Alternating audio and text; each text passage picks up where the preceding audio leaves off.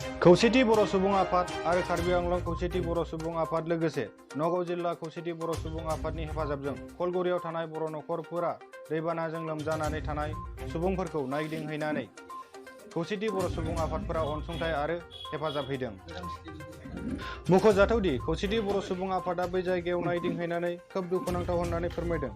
लोगोसे खोब दुखुनांथाव बिथांमोननि रिलिफ केम्प थानायनि साखाथियावनो ना बाजार आरो मुवा बेसाद फानग्रा गलाफोर थानायनि जाहोनाव मोनामनायजों थानो हायै अबस्था जानानै दं होननानै फोरमायथियो। बेजों लोगोसे लोंनाय दैनि जि अबस्था दंब्लाबो जोबोद गाज्रि लोंथावजायै जानानै दं आरो जानाय लोंनायनिबो मोजां जायगा गैया होननानै फोरमायथियो। नाथाय दुखुनांथाव बाथ्राया बेसोदि दासिमबो आसाम सोरखारा बिथांमोननि लोंनाय गोग्गो दैनि राहा लानाय जायाखै।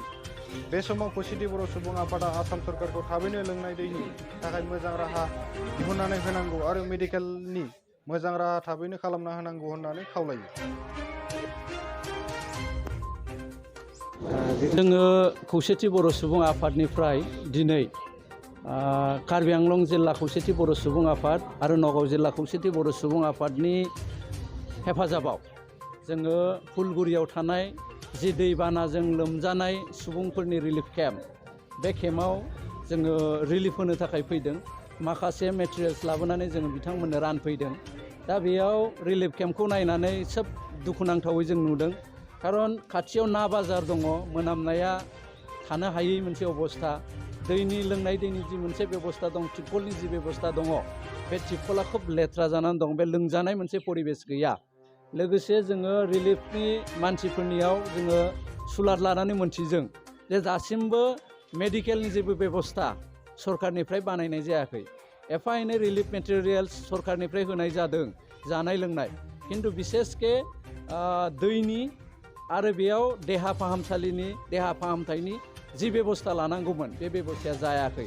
जोङो खौसेथि बर' सुबुं आफादनिफ्राय नैबे चेनेलनि गेजेरजों सरकारखौ खावलायनो लुगैगोन जे नोंथांमोनहा जाहाथे थाबैनो बे केम्पआव जि दैनि बेबस्था आरो जि मेडिकेलनि बेबस्था, बे बेबस्थाखौ खालामनानै होनांगौ। लोगोसे जोङो नैबेयाव नायनानै नुदों फ्राय 187 बर' नखर जोंनि हिसाबाव, आरो गुबुनारिफोरनि हिसाबा जोङो दाबो एकुरेट मोनाखै। खिन्थु बे जिहेतु हिउज मोनसे फेमिलिफ्रा फ्लाड एफेक्टेड जानानै बेयाव थाफैनांबाय। जोङो सुलाद लानानै मोनथिदों थांनाय एक सप्ता बिथांमोना बेयाव दङ, आरो दैया एसे एसे रानलांनो हमदोंबाबो आनादार एक सप्ता बिथांमोना थांनो हानाय नङा।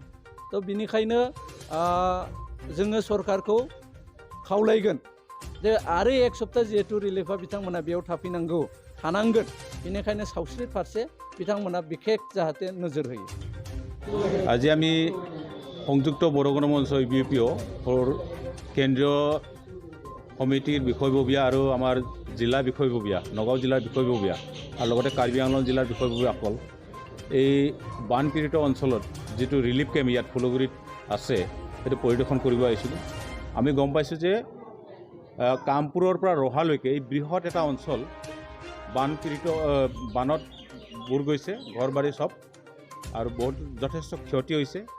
ধান যিমান আছে কিবা আছে চব পানীৰ তলত গ'ল।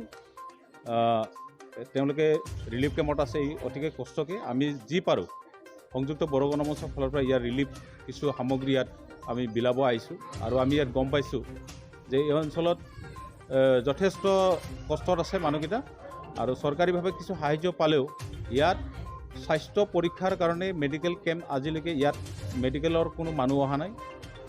আৰু ইয়াত আমি দেখিছোঁ খোৱাপানীৰ যিটো ব্যৱস্থা, সেইটো খোৱাপানীৰ ব্যৱস্থাটো অতি দুখজনক আৰু পৰিষ্কাৰ নহয়। আৰু ইয়াৰ যিটো স্বাস্থ্যৰ যিটো সজাগতা হ'ব লাগে ইয়াত মানুহৰ, এইখিনিও অলপ কিবা হৈছে। গতিকে আমি অসম চৰকাৰক আমি এটা অনুৰোধ কৰিছোঁ, আহ্বান জনাইছোঁ যে এইখিনি মানুহক স্বাস্থ্যৰ লগতে খোৱাপানীৰ লগতে